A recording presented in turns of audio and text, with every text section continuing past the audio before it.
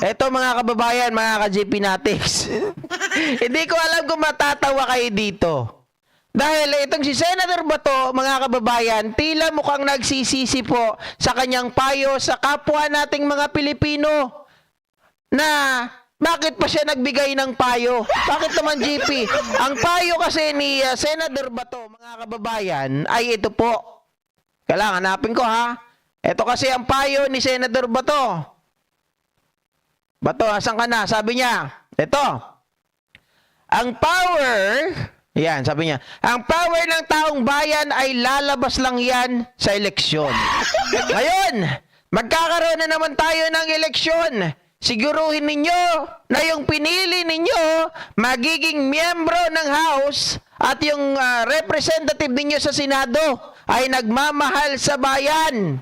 Sabi niya, siguruhin daw ng mga botante, mga kababayan, kasi yung power daw natin, lumalabas lang yan tuwing eleksyon. Nagkakaroon tayo ng boses. Diba? Pinipili natin yung mga gusto natin ng mga botante. Siguruhin ninyo na yung pinili ninyo magiging miyembro ng House of Representative.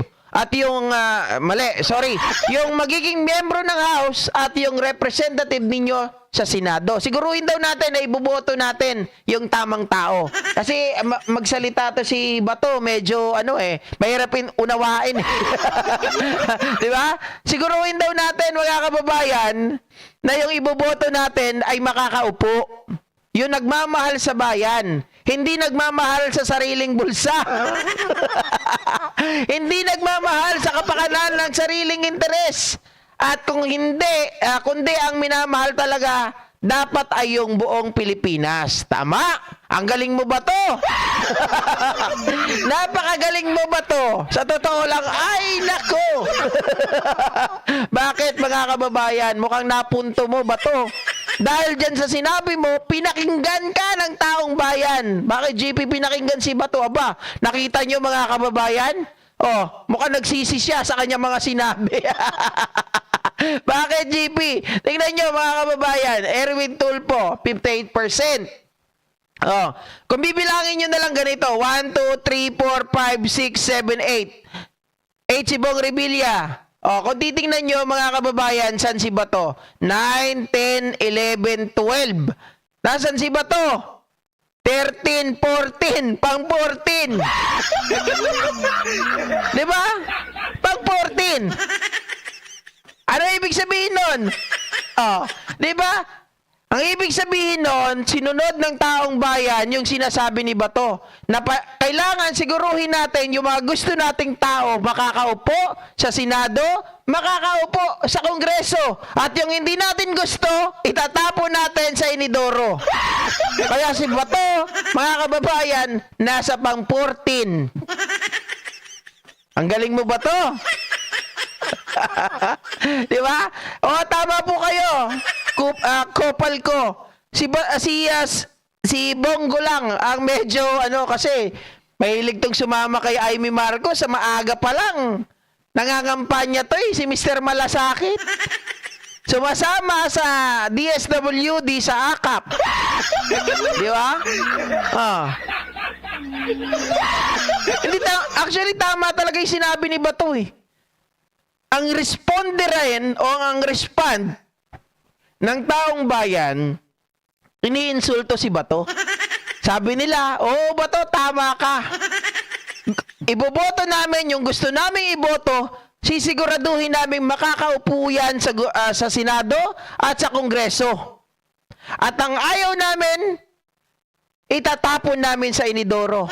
Dahil sinisiguro namin ang mga makakapasok ay tunay na nagmamahal sa bayan. Ang makakapasok ay tunay na nagmamahal sa sambayanan, hindi para sa sariling interes at hindi para sa sariling bulsa lamang. Tama? Diba, mga kababayan? Tama naman yung sinabi niya Kaya nga sinunod siya ng mga kababayan natin. Napahiya tuloy si Bato. Sabi niya siguro sa sarili niya.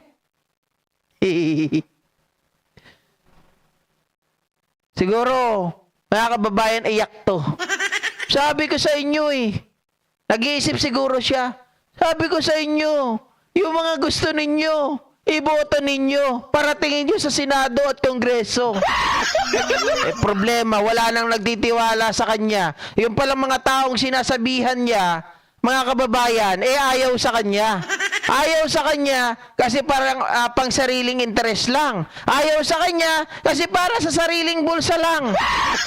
Ayaw sa kanya kasi para sa sariling kapakinabangan lang. Ayaw sa kanya kasi para sa Duterte lang siya.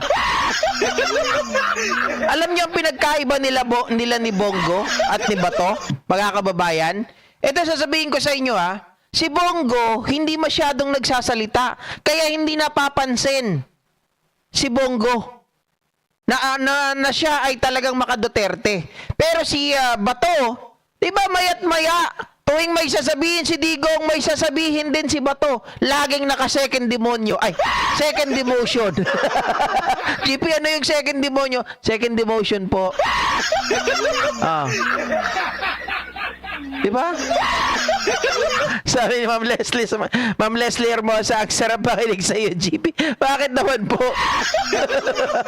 Nakakatawa kasi Di ba mga kababayan, kung titingnan natin, tama yung sinasabi niya. Kaya yung mga tao, natuto rin sa kanya. Parang sabi sa kanya, oo, Bato, tama ka. Hindi ka namin iboboto kasi ikaw, wala kang pagmamahal sa bayan. Si Digong lang ang mahal mo. Kaya nga sabi ko sa inyo, mga ka-JP Natics, kung si Bato, ginagaya niya yung estilo ni Bongo na hindi nagsasalita, oy, baka makalusot. Pero, yung mga nandyan, ipopromote ko na, abalos tayo. Erwin Tulfo, mga kababayan. Yung si Bongo, kung pwede palayasin natin yan dyan. Sabi ni Rayan, Epal kasi si Bato. Sabi ni Reynaldo Dasilo, si Bongo, laglag din yan. Ilaglag natin. Kasi sa survey, malakas talaga si Bongo ngayon. No? Ilaglag natin, mga kababayan. Bahala na kayong mamili kung sino dyan. Basta, walang mga Duterte na makapasok. Di ba? Tessa Mansek, shoutout sa'yo, Wala rin kwenta kahit makapasok yung Bongo, pero dapat malaglag din. Dapat, ilaglag natin. Huwag natin papasukin, mga kababayan. Isa pa yan Kung titingnan natin, kahit isa yan, maganda pa rin na mawala yan. Di ba? Sabi ni Myra Madiasan, huwag iboto ang pro-China. Kaawaan natin ang sarili nating bansa, kaya pilitin nating mabuti. O piliin nating mabuti na ang tunay na maka-Diyos at makatao. Yun. Kaya kaya tong si Bato hindi makapasok kasi pinipili natin ang tunay na maka-Diyos, makatao, makabayan, makabansa, at hindi para sa pansariling interes lang. 'Di ba? Sabi ni Rian, basta no to Duterte and friends. Robert, baka it's showtime, madlang people. Sabi ni Lori Pajardo, Bongo daw credit grabber. Diba? Janelle Vanderhurst. O Banderist. Ano ba tama? Oy, Tiger 99 2.0, tama, no PDP, basura lahat sila. Sana nga, mga kababayan, itapon natin lahat sa inidoro ang mga taong ito, mga kababayan. Anyway, at least nakikita natin sa survey na itong mga to ay talagang patapon na. Papunta na sa inidoro. Itong si Jaime, medyo kumakalampag ng konti. Nandun siya sa 12. Kung pwede, laglag na rin natin. Diba? Sino pa? Itong si Pia. Okay sana to, kaya lang Cayetano to kaya pwede, alisin na rin natin dyan. Diba? Sino pa mga alisin natin? Itong si Lito Lapid, alisin din natin yan.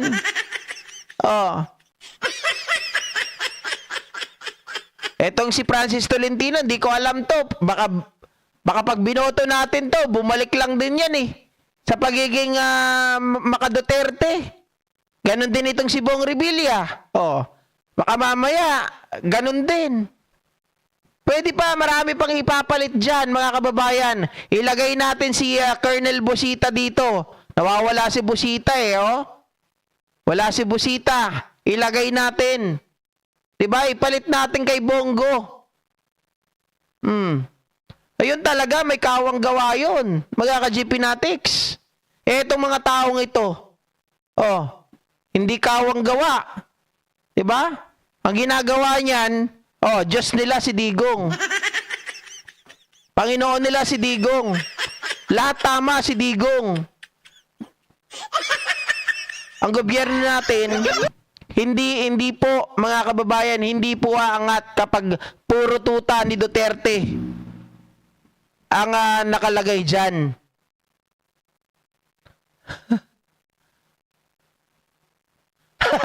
Sabi ni Pro-China Layas, ay wag naman kayo manglait sa mga DDS pro-China senators. Kahit asal hayop sila, mga Pilipino pa rin sila, mga traidor nga lang.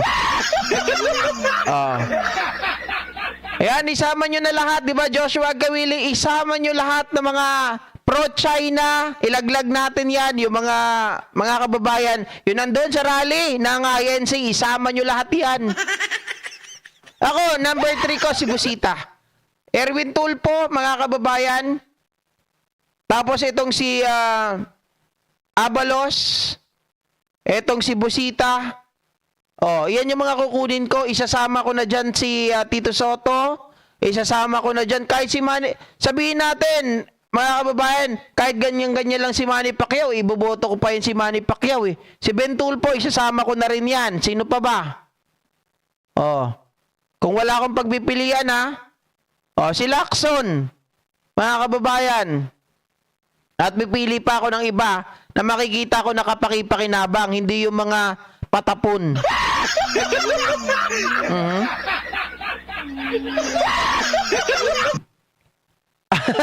Sabi ni Mamona na si damay na raw si Robin na tanggalin. Why?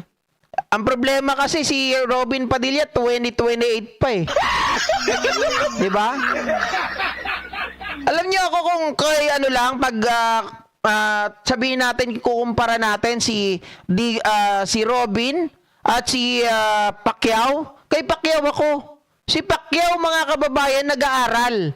Si Pacquiao, kung wag lang siya maging bida-bida at may paninindigan, tama po kayo. Kaya sila nag-away ni Digong dahil din sa usaping WPS. 'Di ba? Dahil itong si Manny Pacquiao ay talagang handang makipaglaban sa mga Chekwa. Pero itong si Digong, ayaw. O, sabi ni Rayan, GP, basta maglabas ka ng list before election at baka may makaligtaan kami. Yes, of course, gagawin natin yan, mga kababayan. Si Doc Willie Ong, gusto ko sanang iboto. Ang problema, ang hina, mga kababayan, mahina si Doc Willie Ong. Hindi ko sinasabing mahina ang pangangatawan ha, pero wala siyang hatak pagdating sa ano. Kasi nag-survey ako, ayaw ng taong bayan na may stress pa si Doc Willie Ong. Ang gusto nila, magpahinga na lang si Doc Willie Ong, kagaya ng ginawa ni Chavit Singson, na magpapalakas, mga kababayan. Diba? Yun ang sanang gustong gawin natin. Yun ang sinadjust din sa akin. Huwag na natin iboto si Doc Willie Ong. Ibigay na lang natin sa mga tao na may lakas pa. At si Doc Willie Ong, magpalakas na lang siya ng kanyang katawan. At kung pag siya ay lumakas, saka siya bumalik sa politika. Heidi Mendoza. Hindi ko kilala si Heidi Mendoza eh. Diba? Si Kerubin, baka iboto ko rin yan. Kaya lang, ang tinitingnan ko rin kay Kerubin, dapat kasi dumaan muna, mga kababayan, doon sa mababang posisyon. Yun ang tinitingnan ko eh. Diba? Yun ang tinitingnan ko. No. Isama ko daw sa pag-hit-hit daw. Eh, ba nakita dito? Anong hit-hit sinasabi mo? Hindi nga ako hit-hit eh. Anong alam ko dyan? Diba? Oh. Sabi, wag po tayong bumoto na mawalang kwentang lumalaban sa administrasyon. Kunwari tahimik pa yung mga yan. Pag naupo ng mga pro-Duterte, sigurado, tahol lang tahol ang mga yan. Marami naman eh. Totoo yan. Nandyan silang lahat. Nananahimik lang kunwari. Diba? No. Mga kababayan, again, sasabihin ko po, tama si Bato. Tama siya. Kaya nagising ang taong bayan, ayaw siyang iboto. Oh. Okay?